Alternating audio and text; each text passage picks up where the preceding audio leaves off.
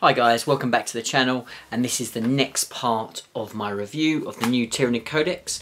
If you want to see the first part where I talk through all about the units, what's good, what's bad, what I'd advise to take, and a few little very simple little tricks and some little tactical stuff in there, there'll be a link there, so click on that and you can jump straight into that. It's quite a long video, but I go through every single unit in the book, the changes from the index, and what units to kind of watch out for, and the hidden gems.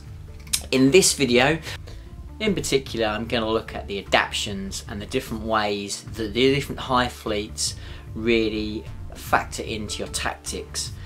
And hopefully this video will give you an idea of what best suits your playstyle and how the way you want to kind of build your Tyranid list. So this will be great for someone just getting into Tyranids, but it'll also be very, very handy hopefully for people that are, you know, just unsure of which kind of direction with their Tyranid army to go.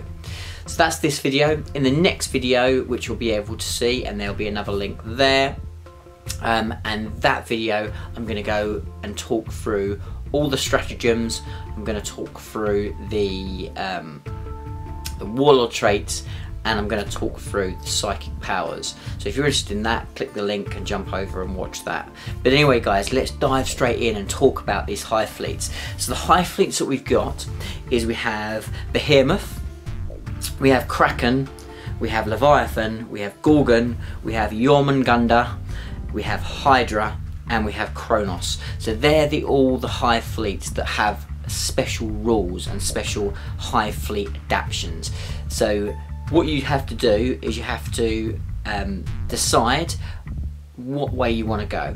Now what this doesn't stop you from doing is this doesn't stop you from having detachments of more than one Hive fleet, but just bear in mind, if you are doing that, particularly if you're playing in a competitive environment, then you need to make sure that you can fairly easily distinguish between the different Hive fleets. Otherwise it's pretty hard going on your opponent. And I know that's tough, you know, I'm in that club with a massive big single coloured Hive fleet. I've got to come up with a way if I want to run separates. And we will talk about that at the end of this video, how you link in two Hive fleets to kind of give you some synergy there and ways that will really kind of work. So to start off with, what I'm going to do is I'm going to talk through each an individual one and what it does very well and what it does not so well. So let's start off at the top and we'll go for behemoth. So behemoth, its special adaptation is that you can reroll your failed charges, and so you can't re-roll it if you're successful, and these are the things you need to understand straight away. So it's not a case of, oh, I've just got in combat, but actually I really want to kind of get round and I want to charge into something else as well. This literally, if you fail, you can re-roll it. So very, very good. Now this one, obviously no kind of real surprise, but this is very, very based around a close combat styled army, and it works very well with something that is going to be close to your opponent straight away. So, and what I mean by that is if it's stuff that's deep striking, coming up through tunnel networks, then you know that you're going to be 9 inches away from your opponent, so you want to make sure that that charge happens. Now the odds are just outside of your favour on a 9-inch charge. If you've got a re-roll, then suddenly the odds are you probably make that charge. So that's not scientific and that's not maths hammer, but that's basically around the odds. So with this adaptation, you've got a pretty good chance of getting your deep striking bugs into combat successfully straight away. So that's very, very good for things like Trigon primes that are coming in. It's also great for things that you decide to drop in with a Tyrannocyte spore pod, so things like the Demicheron or the Toxcreen or whatever it is, Malaceptor, whatever it might be that you want to drop in your pod and you want to make sure that it gets into combat.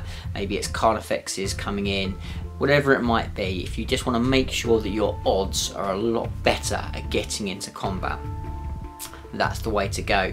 And it also, you know, things like gene stealers, again, if you're using them to come out of tunnels and you want to make sure that they're going to make it in because they're going to do all the damage, this is an incredibly powerful adaptation for that, and one that, and particularly if your playstyle is, you know, you want to get all these charges off and you like to take that risky long 12-inch charge, being able to re-roll it gives you that little bit of a sliver of more hope of making those charges, and can absolutely be the be-all and end-all. It can win or lose that game depending on those charges. So it's definitely a very, very strong adaptation, one of the better ones I would say, and one definitely to have a look at. And yeah, so behemoth is the red and blue colorway, just to kind of talk about that a little bit as well, I suppose. Moving on to kraken. So kraken, a very classic Hive fleet, one of the most well known of all the Hive fleets, and kraken have got a really cool rule, and let's just have a look exactly how it works. So when a unit with this adaptation advances, roll 3 dice instead of 1 and pick the highest to add to the move characteristics of all the models in the unit for the movement phase. In addition, and this is the big kicker for me, this is the one that's really, really powerful, such units can fall back and charge in the same turn, and that's incredibly powerful because what you can do is you can do this in 2 ways.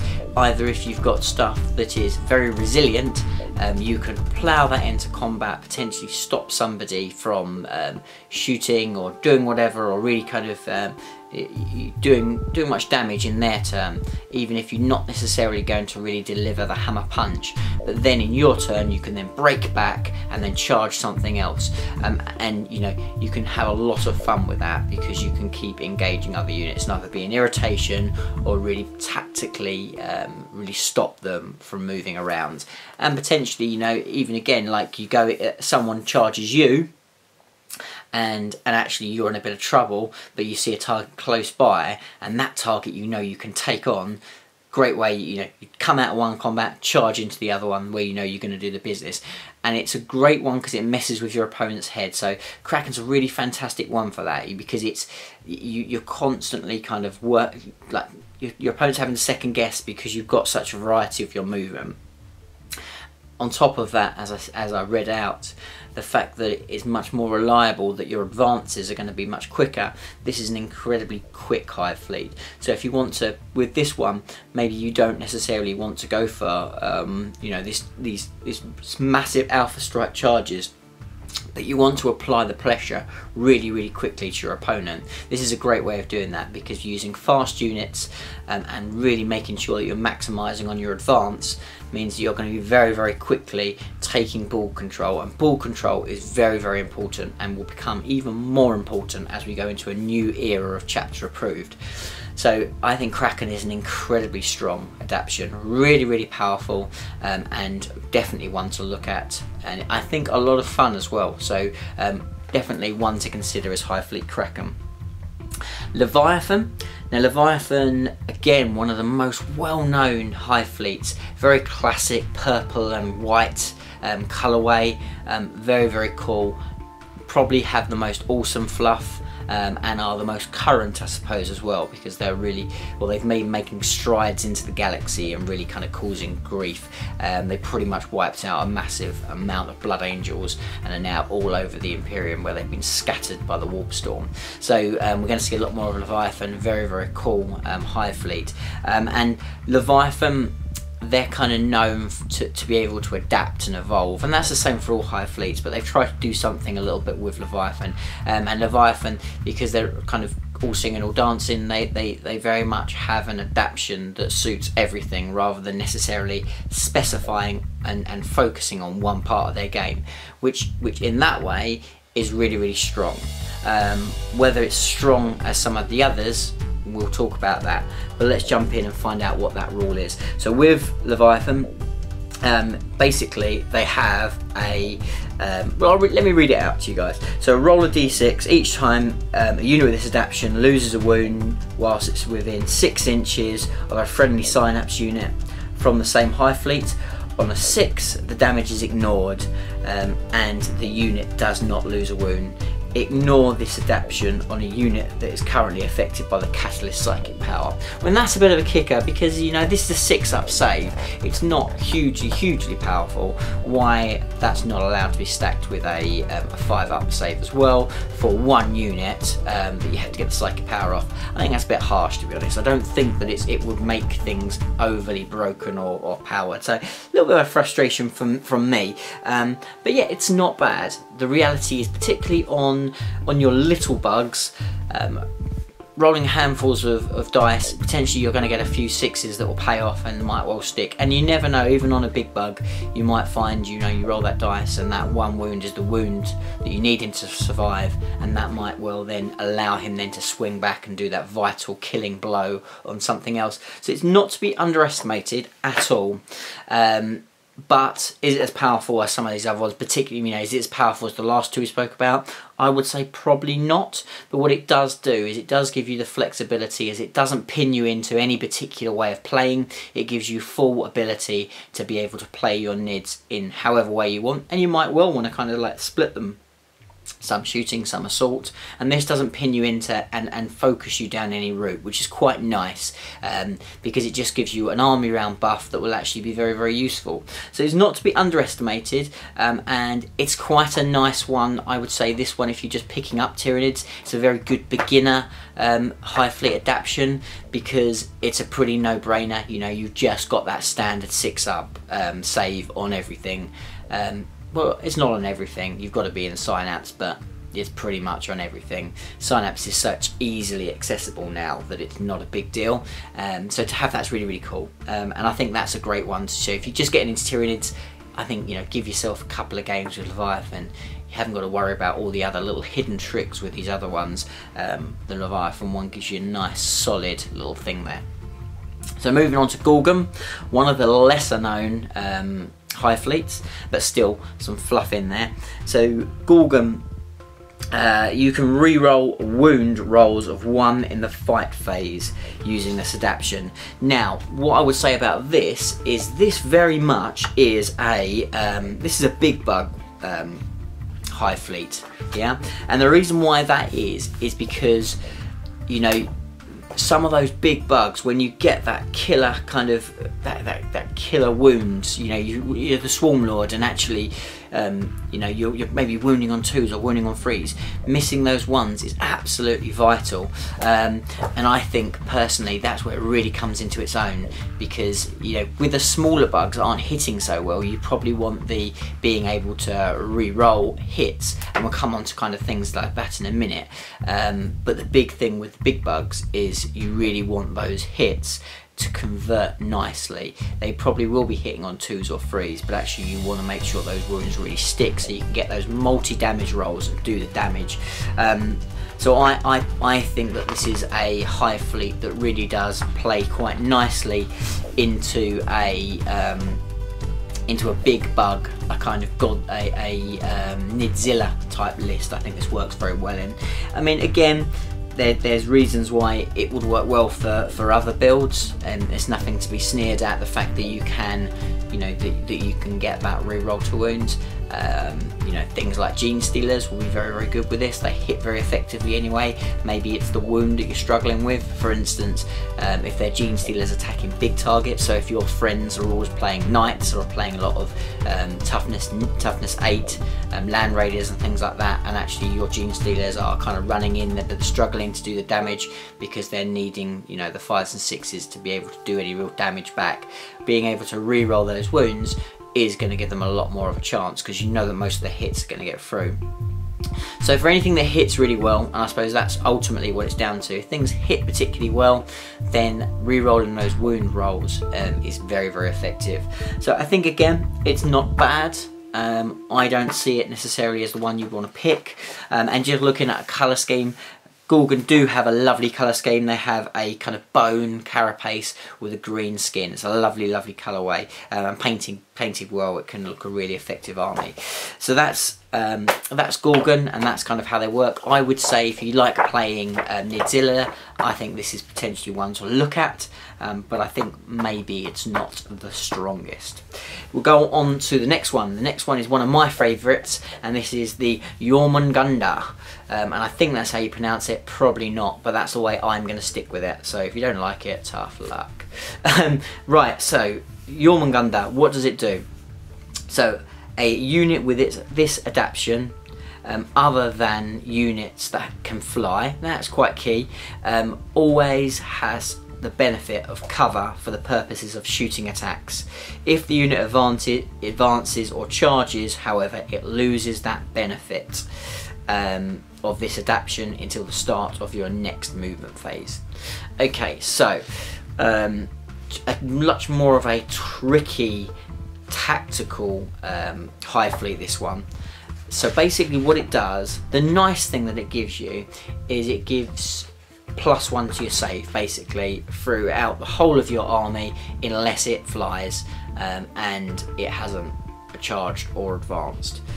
So that's pretty cool. That's not to be sneered at. And what that means is that your big bugs will predominantly now have a 2-up save, and that's very, very powerful, because a 2-up compared with a 3-up is a lot more survivable. There's quite a lot in the game that is -1. The -1 stuff means you're back to your 3-up, and your 3-up is still a solid save. Because they've standard got a 3-up, going to a 4-up, you're going to lose a lot more wounds. And also, even with that high damage stuff that's maybe sitting on a -2, -3, there's much more of a chance that you're going to save those shots and survive longer. So there's a great survivable one, and it's very, very good for your big bugs. Very good. It will absolutely keep some of those guys alive longer.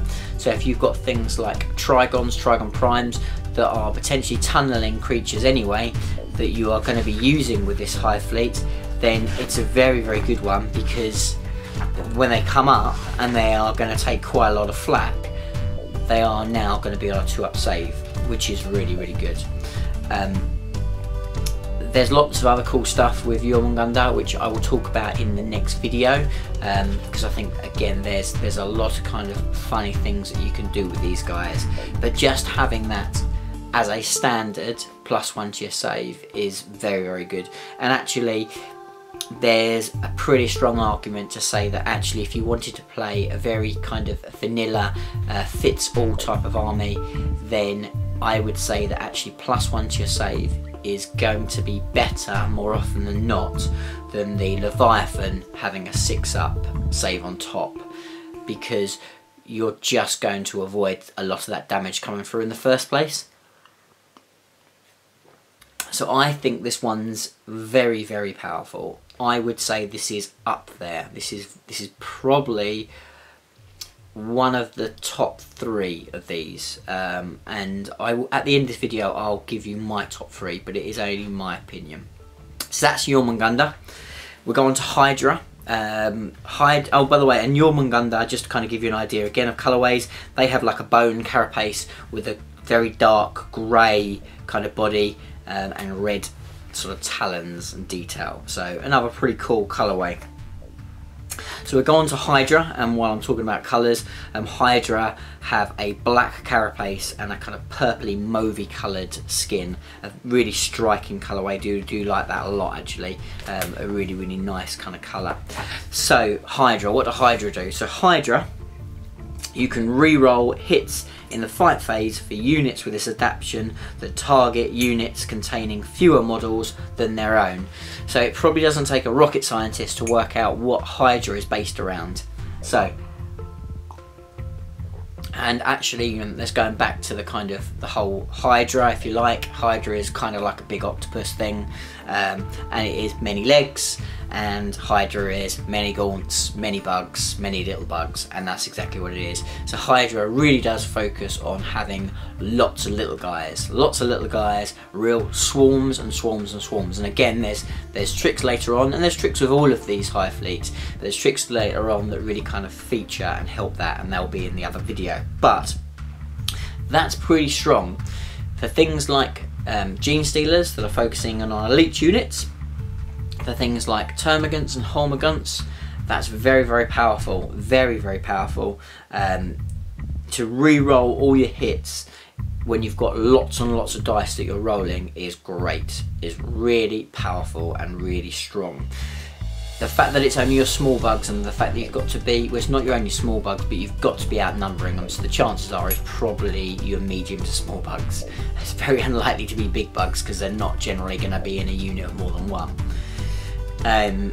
But it's good, I like it. I think it could be a lot of fun, and I think this is one that I will definitely be choosing for fun and fluff games. I don't necessarily know think that it's that competitive, because I don't think a lot of it's only really gene stealers on the whole, potentially jormungandrs, but even though jormungandrs you're probably not using for that damage output, so it's mainly gene stealers for your damage output.